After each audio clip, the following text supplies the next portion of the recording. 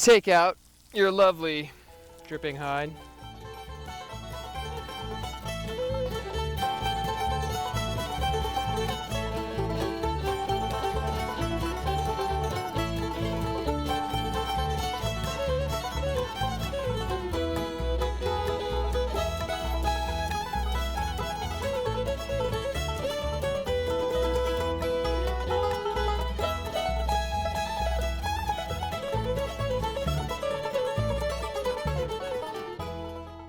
Yeah!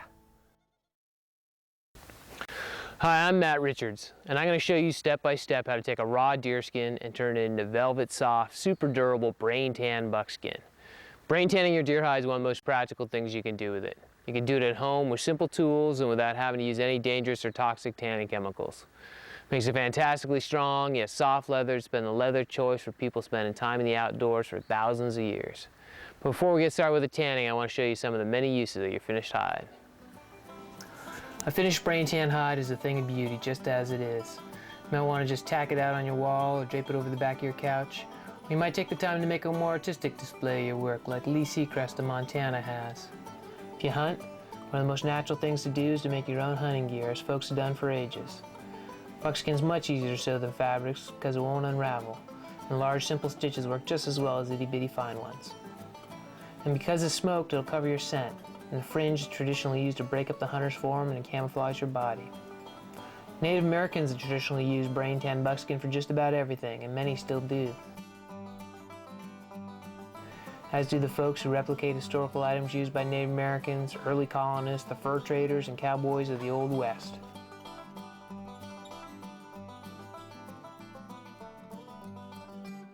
But there's no reason to be limited by buckskin's rich history. It's a beautiful and useful material by any standard, and I'm sure you won't have any problems figuring out what to do with the hides that you tan.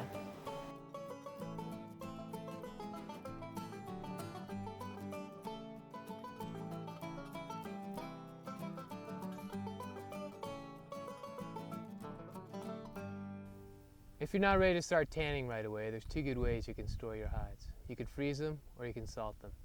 Freezing is the easiest and most surefire. All you got to do is fold the hide, hair side out, into a nice, neat package. Grab a plastic bag, slide the hide in, which is harder than it looks. There we go.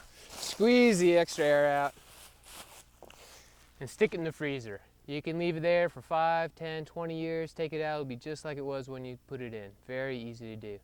If you don't have a freezer, the other option is to salt it. To salt, you lay the hide back out flat.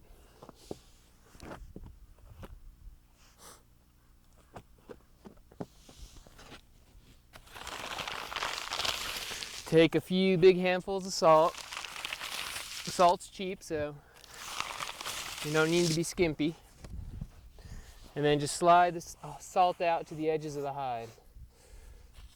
Salting's a lot harder to screw up than most people think. All you got to do is make sure you got a little bit of salt everywhere. And the one place to watch for is the edges. They like to curl over on themselves, so just push the salt right out.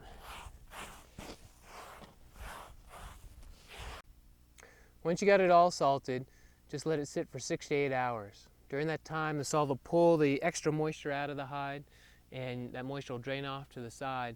If you don't do that, that moisture will pool up in the body of your container and probably rot the skin that's in contact with it.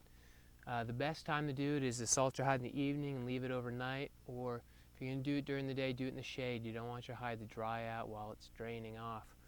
Once you got it drained off, take the hide and fold it back up, just like we did for freezing. Doing the nice, neat package thing. Get a container that is fairly airtight. A 5-gallon plastic bucket works great, or a plastic bag. Store it in the shade. and you can leave your hide there for up to 5 years. That's as long as I've done it, and I know it works just fine. Basically, the hide just gets pickled. The real key in storing a salted hide is you don't want it to dry out. If it dries out, the step later when you're taking the grain and the hair off of the hide, one of the hardest steps in tanning a hide, will be much harder because the grain will collapse, and when you resoak it, it won't swell to be the same as it was otherwise, and when you go to scrape, it'll be much harder. So keep it nice and moist, it'll make it easier, and easy is what we're after.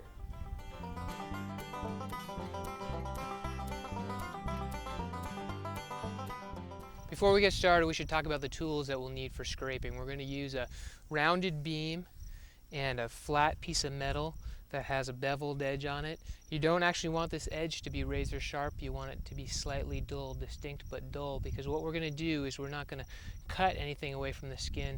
We're going to just separate layers of skin where they naturally separate. And so this tool with a distinct edge will slide in between those layers and push them off. Now, the easiest way to get that edge correct is to start with it being razor sharp, and then take a grinding stone and use it the wrong way, the opposite of what you'd do if you were sharpening it, and just rub it along that edge.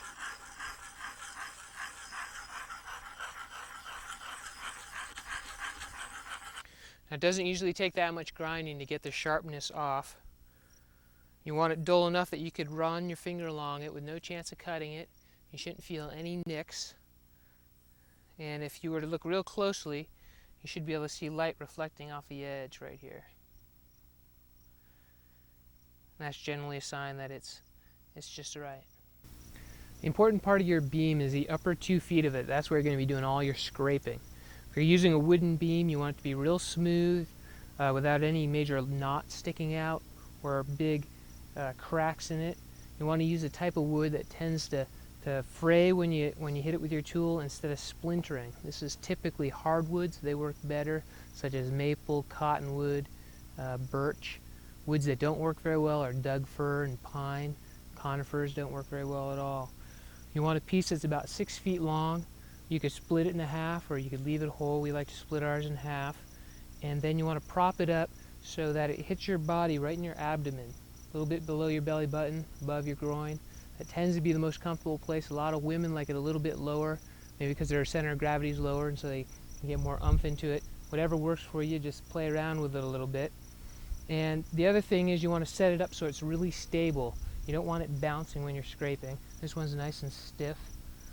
But if it bounces when you're scraping, your energy is going to go into bouncing your beam instead of actually scraping the hide. And you want all the energy to go right into the hide when you're working.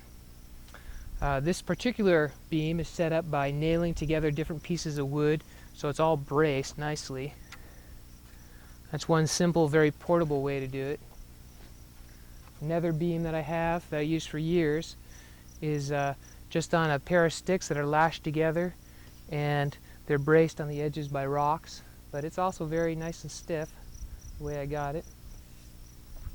And a third way that people really like to set up beams is with a piece of PVC.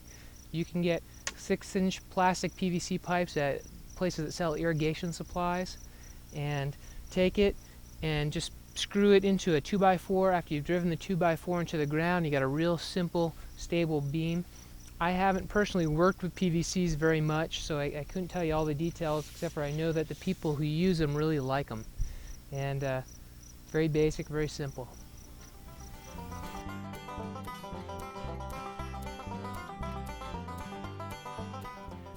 So when you're ready to actually start tanning your hide, soak it in a barrel of clean water overnight. Then take out your lovely dripping hide, place it over the beam. Take your tool and just push it down into the hide and start scraping off that meat and flesh. And the simplest way to go about this is to always work from an area that's already clean into one that hasn't been cleaned, using your tool like a snow plow. Just push that meat and flesh ahead of the tool. You try to start out at a new place every time, like say over here or over here. You're just making more work for yourself.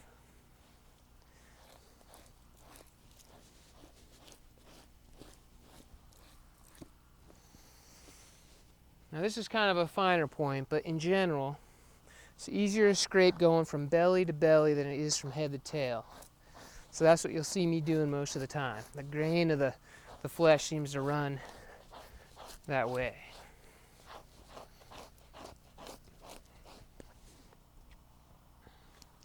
Over here on the side, you'll see all this membrane. Now this membrane is all over the hide, underneath the flesh and the hair. It just happens to be a little dirtier over here so you can really see it. But you could spend probably the rest of your lifetime trying to scrape all this stuff off the hide and not really get it all. And it's so much easier to get later once you got the hair removed from the other side that's cushioning the hide, preventing your scraper from getting a really good bite. So the smart thing to do is just ignore it. Repress those perfectionistic tendencies. Save them for later when they're actually useful. And just get the easy stuff.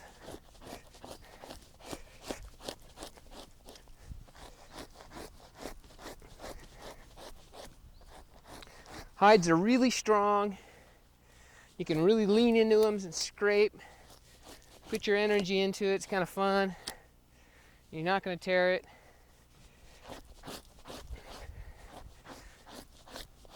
Now, when you get to a hole, this is just a little bullet hole. We're probably not going to have any problems with this hole, but in general, when you get to a hole, it's better to scrape into the hole from each side.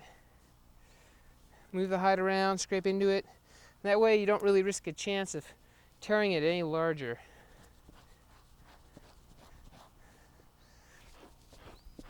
When you get over to the edge, just push the flesh and fat right off the hide onto the beam. It's not going to hurt your beam at all.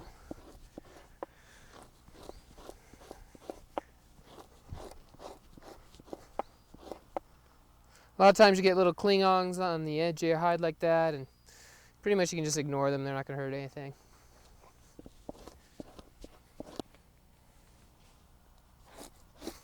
Woo! Up here on the neck of this hide, you can see these cuts right here. This is from somebody wielding a knife like they're a crazy axe murderer, skinning the hide. You can see how it's dark in there. That means the hair roots are sticking through. These are probably going to end up being big old holes.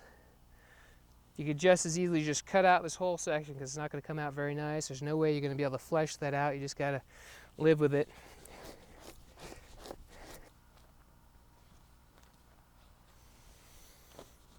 Okay, looks good. Got our hide all fleshed, and it's ready for the next step.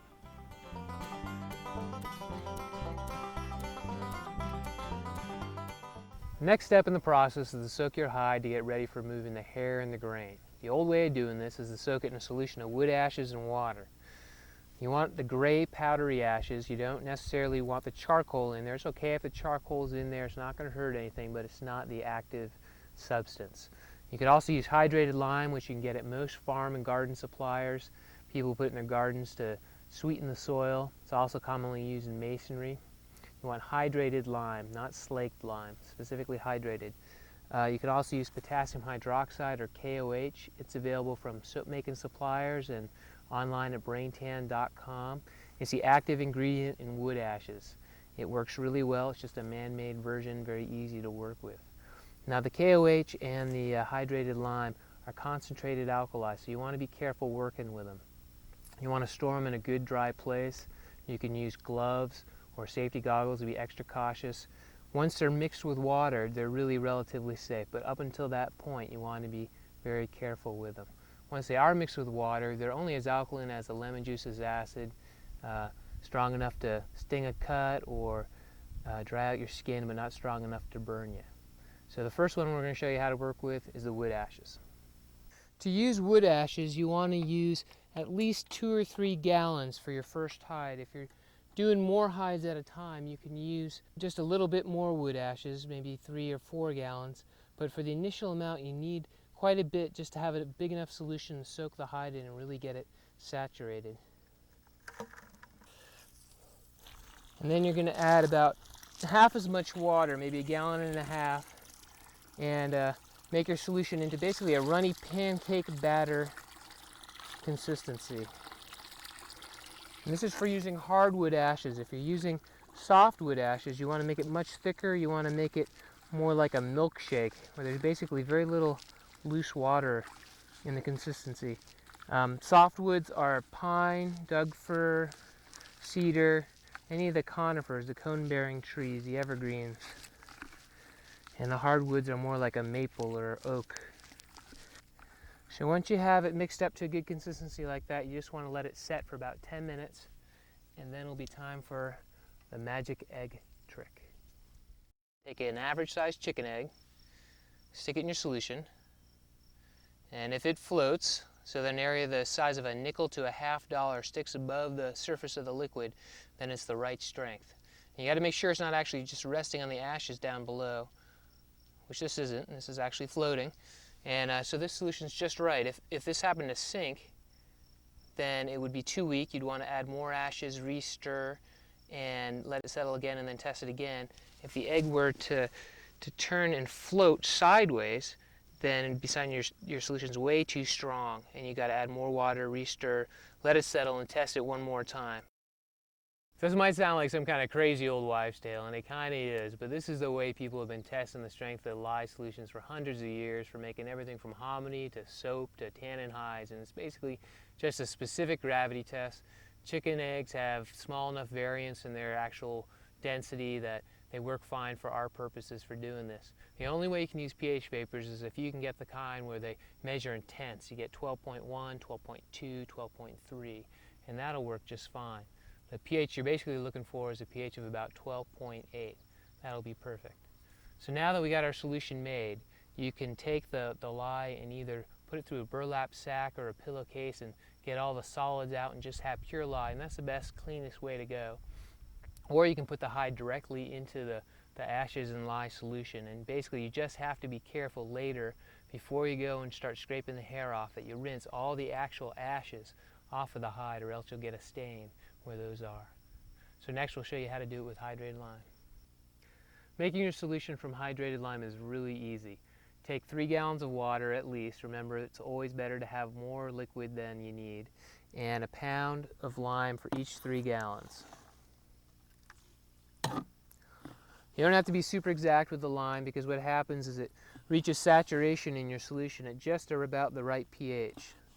Any extra lime that's in there will just precipitate out to the bottom of the bucket, and that's what you want to have happen. You want to put your lime in there, stir it, and then when it settles, there should be at least some white powder left on the bottom. That means you've got it to the full strength. Commercial tanneries like to use hydrated lime a lot because of this. It's basically foolproof. You can't make it too strong and ruin your hides. My favorite way to set up the soak is in a 30-gallon bucket, because you can use bigger solution. The hide can float around in the alkali, and it's much easier for the hide to absorb than if you have the hide scrunched down into this little bitty bucket in a little fold. So I'm going to show you how to use a bigger barrel with the potassium hydroxide. Basically, I got about 10 gallons of water in here, and for that amount I use about a 1/2 cup of the potassium hydroxide, which is good for putting 1 to 2 deer hides in. If I'm tanning at home myself, I usually put in 20 gallons of water and a full cup of this stuff and put in 4 hides. Works great. So all you need to do is put in that 1/2 cup and stir it around real good. The KOH is a flake form of alkali, and so it doesn't absorb right away.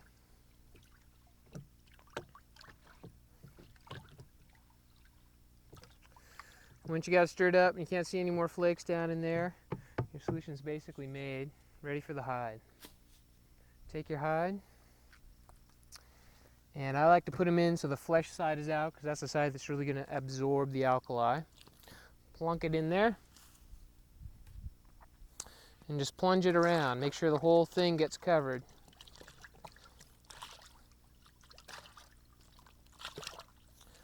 Now you're going to leave your hide in here for 2 or 3 days, and during that time you want to come by once or twice a day if possible and give it a stir, move it around so that different areas are soaking up the alkali. You could also put a rock on top of the hide so the whole thing stays submerged, and just rearrange it each time you come by, and that's about all it takes.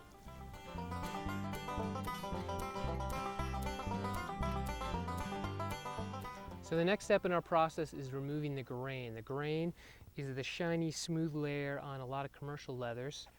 And we want to remove that to make traditional buckskin, which is more of an ultra suede, or you could just call it a fine suede. It's not quite so nappy as what most people think of as a suede. Your hide is ready to start graining when it has soaked for 2 or 3 days in the alkali, and any time thereafter. Basically, when it's convenient for you, you could leave it for up to 7 to 10 days. Not really a problem. It's in a sterile environment. Nothing's going to go wrong with it. When you're ready, take the hide and let it drain out a little bit.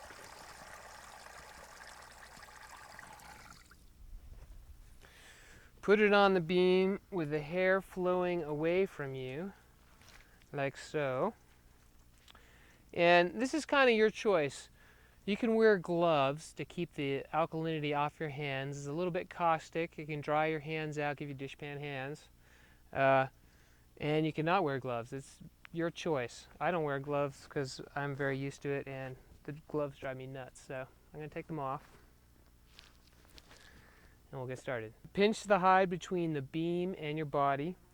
Put your tool on the hide, and you're going to use the same motion that you use when you're fleshing. Pushing down into the hide and just push off a little section of hair.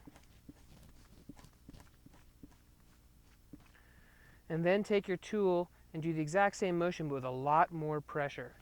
Really dig in and get off some of the skin itself.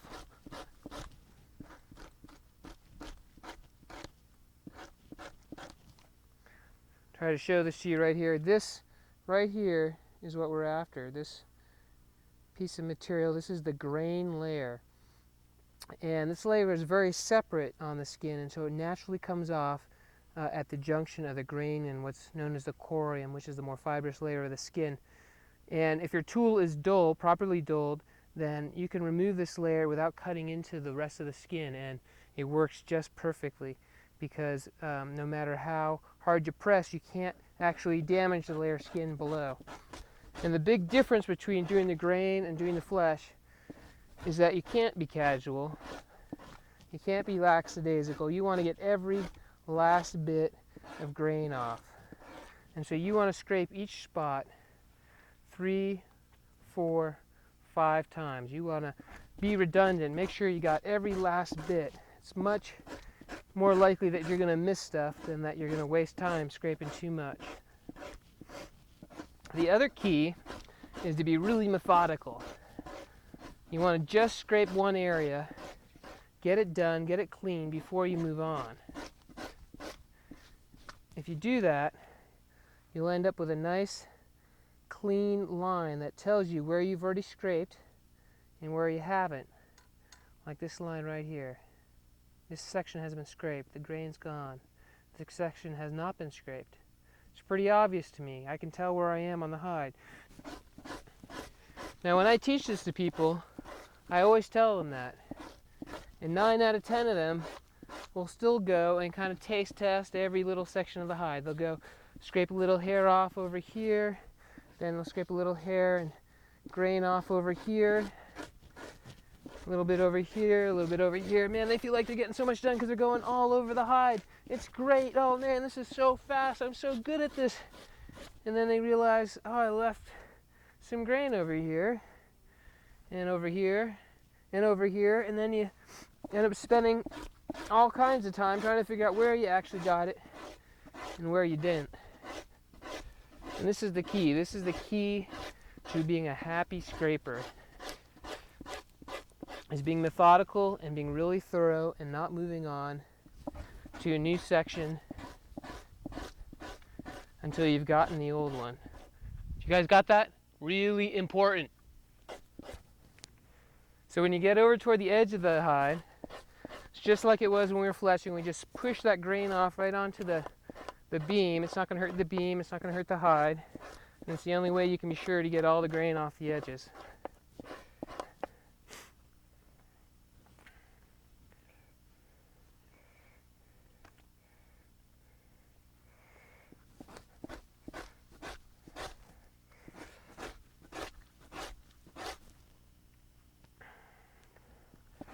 Now, one of the advantages of soaking the hide in the alkali is that the grain is swollen up. The alkali pull water into the hide along with themselves as they travel in. If this hide hadn't been soaked in alkali, if it hadn't been bucked, the grain would be a lot less distinct and harder to see. And so it makes it much easier to see what you're doing, especially if you're a beginner, and be successful.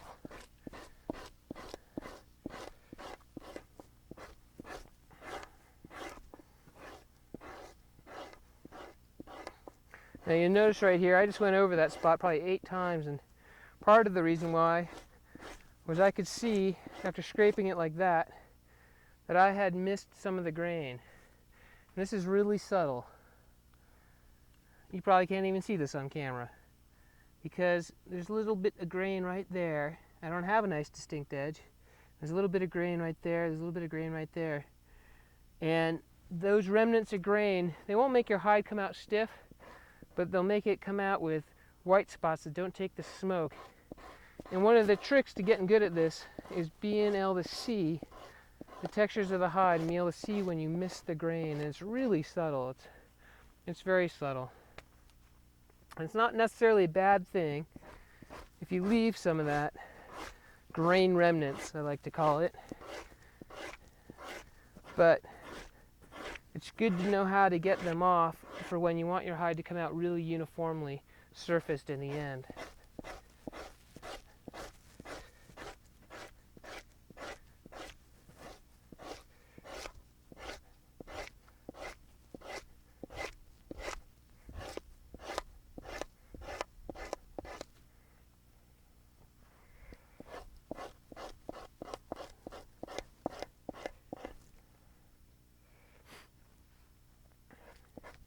Now over here we're getting into an area that has white hair. White hair on a deerskin happens anywhere where you're in the soft belly, the loins, or the armpits. It's the weakest part of the hide. It's very thin skinned. And so you want to scrape a little bit more gingerly over here. Anywhere else on the hide you can scrape hard, but over here you want to go lightly but repetitively to make sure you get it all. And fortunately the grain is generally easier to get off in these thin-skinned areas. If you press too hard, you can tear a hole, and you probably will once in a while. I certainly do. It's not a big deal because it's right on the edge of the hide, but try not to.